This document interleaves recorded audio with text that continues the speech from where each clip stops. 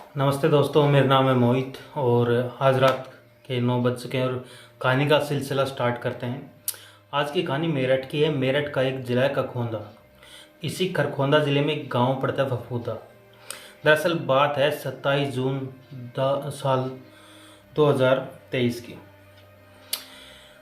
इसी गांव में एक शख्स जिसका नाम था धर्मवीर उर्फ लाला अपनी पत्नी के साथ और पूरे परिवार के साथ ठीक ठाक तरीके से रहता था।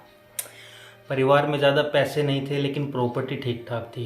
प्रॉपर्टी इन द सेंस कि जो ज़मीन आपकी होती है वो ज़मीन थी, वो घर था, वो सब कुछ ठीक ठाक था। तो कभी ऐसा होता कि पैसे वैसे की बहुत ज़्यादा ज़रूरत होती तो ज़मीन का छोटा हिस्सा वो बेच देते थे। उनके बदले उन्हें काफ़ी मोटी रकम मिल जाती थी और ये सिलसिला काफ़ी सालों तक चलता रहा। परिवार भी ठीक ठाक तरीके से रहता है, ना किसी से कोई दुश्मनी, ना किसी से कोई लड़ाई झगड़ा। इसी बीच 27 तारीख को जो धर्मवीर की पत्नी है संद्रेश, वो अपने पति से बोलती है कि मुझे किसी काम से बाहर जाना है और अगर तुम भी चलते हो वहाँ पर तो मुझे कुछ सामान लेना है तो ठीक रहता, वरना मैं अकेले कहाँ पर जाऊँगी। जब ये बात धर्मवीर सुनता है तो आज संजोग से वो बोलते हैं कि मेरा भी वहीं पे कुछ काम है, तुम अपना काम करना, मैं अपना काम करता हूँ, साथ चलते हैं। इसी वजह से 27 तारीख को दोनों पति पत्नी सुबह खा पी कर निकल जाते हैं। निकलने के बाद जब संतरेश अपनी खरीदारी करती है, धर्मवीर अपने काम में बिजी हो जाता है। देखते ही देखते शाम हो जाती है। शाम होने के बाद जो संतरेश है वो घर लौट कर आ जाती है। अब जैसे ही घर पर आते हैं, घर वाले देखते हैं कि गई थी पति के साथ तो अकेली रही है, तो घर वाले चौंक जाते हैं। चौंकने के वक्त वो संतरेश से पूछते हैं कि तो आप कहाँ गई थी और तुम्हारा पति यानी धर्मवीर कहाँ पर है। इस पर जो संतरेश बताते हैं कि धर्मवीर मेरे साथ गए तो थे लेकिन वहाँ पहुँचने के बाद उन्हें कहीं और काम था। उन्होंने कहा तुम खरीदारी कर लो, उसके बाद तुम घर चले जाना और मुझे हो सकता है थोड़ा वक्त लग जाए। लेकिन मुझे लगा कि अब तक वो आ गए होंगे, लेकिन अब तक वो नहीं आए, तो चलिए फ़ोन करते होंगे। इसके बाद परिवार वाले धर्मवीर को फ़ोन करते हैं। फ़ोन करते ही फ़ोन स्विच ऑफ। अब परिवार वाले थोड़ा परेशान हो जाते हैं और शाम हो जाती है। हो सकता है रात तक लौट आए, ऐसा कुछ सोचते हैं वो। और देखते ही देखते रात हो जाती है। और रात होती है तो धर्मवीर जो था अब तक घर पर लौट कर नहीं आया था। अब तक लौट के भी नहीं आया, फ़ोन भी लगातार स्विच ऑफ। परिवार वाले अब कहीं ना कहीं चिंतित होते हैं। चिंतित होने के साथ साथ जो धर्मवीर के दोनों भाई थे उनसे कहते हैं कि अब जाओ खोजो कहाँ पर गया है धर्मवीर। अब जो भाई थे वो खोजने निकल जाते हैं। आसपास के इलाकों में खोजबीन जो है वो स्टार्ट करते हैं। पड़ोसियों से लेकर गांव से हर उस जगह पर जाते हैं जहां पर धर्मवीर जाता था, जहां पर धर्मवीर के होने की थोड़ी संभावना थी। अब पत्नी लगातार फ़ोन कर रहे हैं, घर वाले भी लगातार कांटेक्ट करने की कोशिश कर रहे हैं, फ़ोन लगातार स्विच ऑफ। भाई जो हैं वो खोज रहे थे उन्हें, लेकिन कहीं उनका कोई अता पता नहीं लग रहा था। जिससे भी पूछ रहे हैं सबको यही कह रहा है कि धर्मवीर तो अभी तक आया ही नहीं है। पत्नी उधर रो रही है, उसका रोक कर वैसे ही बुरा हाल है और उससे बोला भी यही था कि मैं जल्दी आ जाऊंगा। पास में उनके साथी रहते थे, अब वो भी उन्हें ढूंढने लगते हैं। अब परिवार वाले जो हैं वो 27 तारीख की रात से लेकर 28 तारीख की सुबह तक इधर उधर तक धर्मवीर को तलाशते हैं। हर एक रिश्तेदार से पूछते हैं, हर एक मित्र से पूछते हैं, हर उस जगह जाते हैं जहाँ पर धर्मवीर का कभी आना जाना था। लेकिन पूरी रात छानबीन में कहीं से भी कोई भी ऐसा जवाब नहीं मिला जिससे मन को थोड़ा सा भी संतोष हो या संतुष्टि मिले। अब परिवार वाले परेशान हो जाते हैं। जैसे सुबह होते हैं भागकर थाने जाते हैं। थाने जाने के पहुंचने के बाद मिसिंग कंप्लेंट दर्ज करवाते हैं और बताते कि ऐसे ऐसे धर्मवीर गए थे और जाने के बाद गायब हो गया।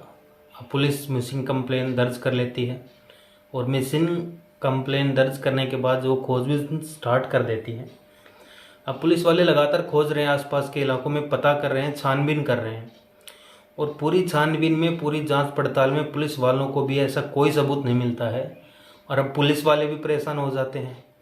बहरहाल पुलिस वाले जांच पड़ताल करते रहते, छानबीन करते रहते। देखते ही देखते 28 तारीख बीत जाती है, 29 तारीख आ जाती है और इसी 29 तारीख को एक दूसरा फ़ोन पुलिस वालों को मिलता है। दरअसल एक शख्स फ़ोन करता है और बोलता है कि साहब सुबह सुबह हम लोग मछली पकड़ने गए थे जो काली नदी है और इसी नदी के पास हमें एक लाश देखी है। अब पुलिस वालों के पास ये फ़ोन और पुलिस वाले परेशान भाग कर जाते हैं। वहाँ पर जाने के बाद देखते हैं कि डेड बॉडी जो है वो नदी में तैर रही है। कुछ लोगों की वहाँ पर भीड़ लगी हुई है। आसपास के लोग तरह तरह की बातें कर रहे हैं। पुलिस वाले भी मौके पर पहुँचते हैं और उस बॉडी को निकाल लेते हैं। निकालने के बाद फिर परेशान कि आखिर ये लाश किसकी है, कहाँ से बह कर आई होगी और कहाँ इसका कत्ल हुआ है या फिर इसने आत्महत्या की है। बहरहाल पुलिस वाले उस लाश को कब्जे में लेते हैं। कब्जे में लेने के बाद जब छानबीन स्टार्ट करते हैं, पुलिस वालों को याद आता है एक ऐसी कंप्लेन, एक मिसिंग केस कुछ दिन पहले दर्ज हुआ था, तो कहीं ऐसा तो नहीं जिसकी कंप्लेन दर्ज हुई है वही ये शख्स हो। इसीलिए जो पुलिस वाले थे धर्मवीर के परिवार वालों को बुलाते हैं इस लाश की पहचान करवाने के लिए। संजोग से परिवार वाले आते हैं और जैसे ही उस लाश को देखते हैं तो देखने के बाद फूट फूट कर रोते हैं और रोते हुए बोलते हैं ये तो हमारा धर्मवीर ही है। अब जैसे ही ये चीज़ पुलिस वाले सुनते हैं तो पुलिस वालों के तो एक तरह से पैरों तले ज़मीन खिसक जाती है कि यह शख्स जो कुछ दिन पहले गायब हुआ था आज उसकी डेड बॉडी मिली है, तो कहीं ये मामला कत्ल का तो नहीं है। इसीलिए जो बॉडी थी उसको पोस्टमार्टम के लिए भेज दिया जाता है और इधर परिवार वालों से पूछताछ करते हैं कि आपको कुछ लगता तो नहीं है कि क्यों हुआ होगा ये हादसा, क्या रीज़न रहा होगा, या किसी से कोई दुश्मनी तो नहीं थी, कोई रंजिश तो नहीं थी, कोई पारिवारिक विवाद। इधर तमाम तरह के सवाल पुलिस वाले पूछते हैं। उधर पोस्टमार्टम रिपोर्ट भी आ जाती है और इस रिपोर्ट में जो मौत की वजह थी वो जब निकल कर सामने आती है उसे जानने के बाद जो परिवार वाले थे वो भी एकदम हैरान थे। क्योंकि जो मरने की वजह निकलती है सामने वो वजह थी डूब कर मरना, और डूबना भी इसलिए क्योंकि जो धर्मवीर था वो बहुत ही ज़्यादा नशे में था। अब जैसे पुलिस वाले ये वजह परिवार वालों को बताते हैं, परिवार वाले एकदम से बदल जाते हैं। जो अब तक कह रहे थे किसी से कोई दुश्मनी नहीं, किसी से कोई रंजिश नहीं, अब वो अचानक से कहने लगते हैं कि इसके कत्ल में संतरेश का हाथ है। अब पुलिस वाले जब ये बात सुनते हैं तो उनको भी बड़ा ताज्जुब होता है कि अब तक तो कह रहे थे किसी का कोई हाथ नहीं है, अब अचानक से ये क्या। बहरहाल अब पुलिस जो है वो पूछती है कि ऐसा आपको क्यों लगता है, तो इस पर परिवार वाले बोलते हैं कि जो संतरेश है इसका कई लड़कों से अफेयर है, हाल में एक सौरव नाम का लड़का है उससे संपर्क है, इसी वजह से हमें लगता है कि जो संतरेश है उसने ही कत्ल करवाया होगा। लेकिन वह एक महिला जिसका पति मारा गया, परिवार वाले चाहे जो बोले इस हिसाब से तो काम हो नहीं सकता। तो पुलिस वाले क्या करते, तो पुलिस वाले उस महिला के कॉल डिटेल्स निकलवाते हैं कि अगर कांटेक्ट होगा, किसी से संबंध होगा, तो जाहिर सी बात है कि जो संबंध होगा वो फ़ोन वगैरह पे बात तो हुई होगी, अगर बात हुई होगी तो यहाँ से क्लियर हो जाएगा, तब हम उससे पूछताछ भी कर सकते हैं। तो कॉल डिटेल निकलवाई गई, तो संजोग से जो संतरेश की कॉल डिटेल थी उसमें कई नंबर ऐसे थे जो संदिग्ध थे, और संजोग से जिस सौरभ का नाम आया था उसका नंबर भी था। अब जैसे ही सौरभ का नंबर मिलता है तो पुलिस वाले एकदम शोर हो जाते हैं कि जो संतरेश है उसका कई लोगों से अफेयर था। तो परिवार वालों को एक बात सही हो सकती है, दूसरा लांछन भी जो उनका है वो सही हो सकता है, इसलिए पुलिस वाले संतरेश को उठाते हैं और उठाने के साथ तब इससे सख्ती से पूछताछ की जाती है।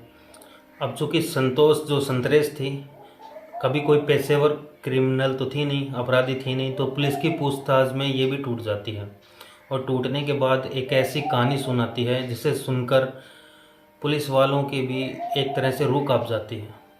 दरअसल जो संतरेश थी वो कई लड़कों से संपर्क में थी, उसे कायदे से कहें तो नए नए लड़कों की लत थी, नए नए लोगों से बात करना, उनसे संबंध बनाना काफ़ी अच्छा लगता था। लगातार ये नए लोगों से बात करती, लगातार नए लोगों से संपर्क में रहती, एक लड़का छोड़ता तो दूसरा छोड़ता तो तीसरा, और इसी दौरान इसकी मुलाकात जो है सौरभ से होती है। सौरभ से इसकी मुलाकात होने के बाद धीरे धीरे दोस्ती होती है, दोस्ती प्यार में बदल जाती है। अब दोनों के बीच प्रेम संबंध होता है, दोनों एक दूसरे के साथ आए दिन जिस्मानी संबंध भी बनाने लगे। इसी दौरान जो परिवार वाले थे उन्होंने एक ज़मीन का मोटा हिस्सा बेचा था। ज़मीन का मोटा हिस्सा बेचने के बाद फिर अच्छी खासी रकम आई थी, सारे भाइयों में वो रकम बराबर बटी और लगभग 5 से 6 लाख जो धर्मवीर उर्फ लाला था उसके हिस्से में आ गए। अब जैसे ही 5-6 लाख रुपए आए तो जो संतरेश थी और जो सौरभ था, इन दोनों को एक आइडिया सूझता है कि क्यों ना धर्मवीर है इसको रास्ते से हटा दें और फिर हम दोनों एक दूसरे के साथ रहें। तो फिर क्या करें, इन दोनों के बीच एक प्लान बनता है। प्लान में दोनों शामिल होते हैं और इसी प्लान के तहत जब 27 तारीख को संतरेश थी वो धर्मवीर को लेकर निकलती है तो फिर सौरव उसको रास्ते में मिलता है। सौरव उसको बुलाता है। बुलाने के बाद बाकी 2 लोग और थे, ये तीनों चारों लोग मिलकर काली नदी पर जाते हैं। जाने के बाद बाकायदा वहाँ पर शराब पीते हैं।